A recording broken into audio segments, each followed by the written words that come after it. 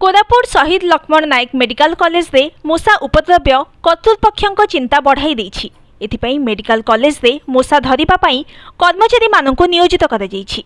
मूषा जंता लगाइबा सहित जंतारे पड़िथिबा मूषा को बाहर नहीं छाड़ी दिया जाउछि। रोगी माननक बेड को प्राय समय रे मूषा माने आसी उपद्रव्य देखाउछंती।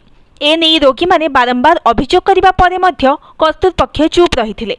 मूषा माने आसुथबा 20टी स्थान चिन्हट करा जाई सेठारे जंता रखा जाइछि। एही स्थान को कर्मचारी माने बुली बुली देखुछंती।